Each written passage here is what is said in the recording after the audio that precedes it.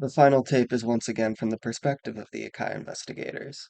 I really like this going back and forth between Grizzco and Akai's perspectives, and I hope it keeps going whenever the next tape comes out.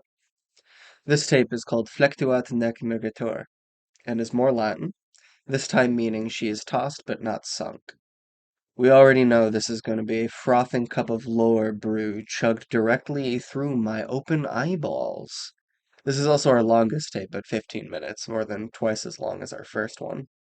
Don't worry though, a good chunk of the tape is dead air to create tension. First thing we see is Detective Redacted continuing the investigation of Kaya Shiryu. I believe this detective is the same one from the first tape. What follows is the Akai team theorizing about their phone call with Grizzco in tape 1. They believe the abrupt termination of the call is suspicious and that it effectively confirms to them that Grizzco is involved in the disappearance. They then say, however, that the termination of the call could be unrelated and that Grizzco's official explanation of why they hung up is accurate. The background then turns brown for some reason, and we learn that just 2 days after the phone call, Grizzco followed up with the Akai team. Grizzco told the team that the employee violated company policy and that Grizzco is threatening legal action if Akai keeps poking into their business. It's always a good sign when a company threatens to sue you for investigating them. The next day, though, Akai is contacted by an anonymous caller. The date of the call is redacted here, but we do know that the caller is called 2, and that they have info about the salmon run where Kaya disappeared. We learned that 2 was fired, but signed an NDA so he can't tell the Akai team much over the phone.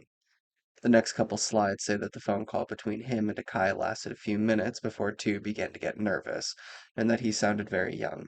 This, to me, confirms that it was the boy from the previous tape. We're then treated to the phone call itself. The investigator is tired and annoyed at first. It's clear this phone call woke him up. But he gets more interested when 2 says he's a former Grizzco worker and has information about Kaya. As the previous slide said, 2 is clearly nervous here. He tells us that he was what he was fired for, and I quote, not doing what I'm supposed to do. And he says he signed an NDA and so can't say much. We also learn here that 2 suffers from some kind of anxiety or neurodivergence. 2 says that because he can't say anything, he's sending a friend to tell the investigators everything. The call then ends, and we see the investigators talking with 2's friend. This conversation is almost 5 minutes long, so I'll just recap the important info we get from it. 2's friend is named Warabi Chang. Chong swears a lot and seems concerned about how paranoid 2 has been since getting fired from Grizzco, and 2 wrote some stuff down for him to say. We learn that Grizzco gives cheap audio recorders to all of their egg harvesters for logging and review, and that harvesters are required to take a photo with these recorders before and after every shift. These recorders are cheap and easily breakable, and Chong specifies falling into water as a common and easy way to break one. Keep this in mind, it's important later. Grizzco doesn't mind though, since they're easily replaceable, and they only really need a log of what happened from one worker. After every shift, Grizzco transfers the audio onto a server, and employees are allowed access to their own audio recordings. Chong then reads that 2 was there during the disappearance of Kaya.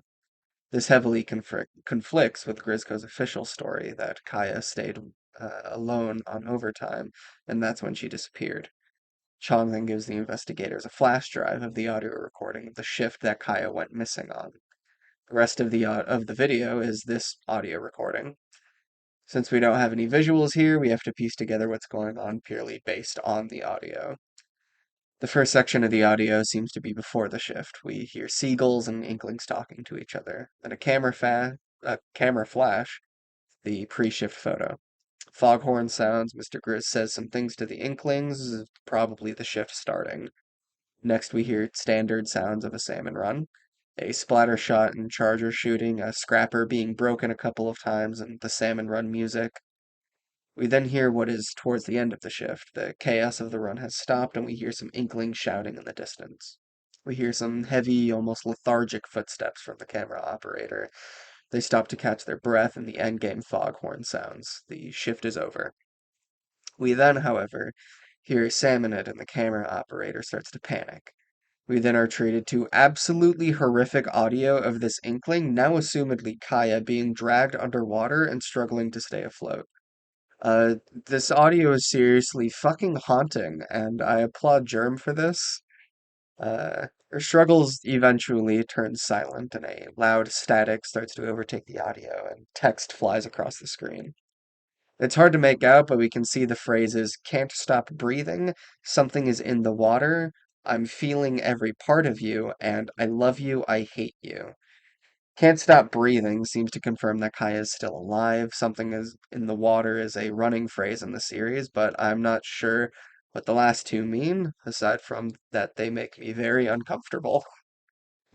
So with that, the series has, for now, concluded, and we have a somewhat clear picture of what happened here. Kaya went on a normal salmon run, was separated from her crew, and then dragged into the water by something, we're not sure what. Grizzco then threatened the only Inkling kid who witnessed this happen, traumatizing him further.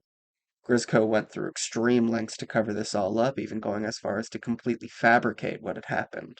Going back to rules 22 and 23 from the Grizzco training video, it seems that Grizzco is taking very minor steps to make this not happen again. Warning workers about going in the water because there's something in there, but leaving out the part about something being in there makes sense. Rule 22 states to avoid contact with other workers, giving handshakes as an example. This is pretty interesting to me and could mean a couple of things. My personal theory is that it's either to avoid workers getting close to each other, so they're less likely to go to the authorities when incidents happen, or that this is to prevent multiple workers from being dragged into the water. After this cover-up, a Kaya investigation team was tasked with finding Kaya and quickly hit a dead end. That was until the Inkling boy that Grizzco threatened anonymously contacted them and sent a middleman to tell the team all the details about the disappearance, including the audio of Kaya's vanishing. That seems to be the whole story so far, and it's pretty well done. There is, however, one key loose end here. The audio recorders were said to be cheap and easily broken by water. Additionally, Kaya is missing. Stands to reason that Kaya's recorder was one, broken by the water, and two, still on her person when she was dragged in. So how exactly did Grizzco get the recording of her being pulled into the water? Seems Grizzco knows far more than they're actually letting on. And with that, our deep dive fish joke into this little series ends. Once again, huge shout out to Germ, the creator of this whole thing. I really look forward to whatever else you have in store for the Grizzco tapes, and I can't wait to discover what exactly is in the water.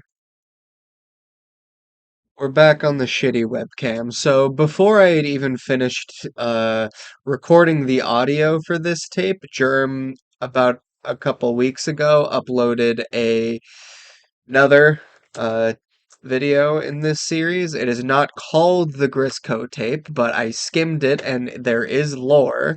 So yeah, it took a little bit to get this one out because I have the workflow of a pre-industrial textile worker, but if all goes well, this new one is only 4 minutes long. I'll get it out quick.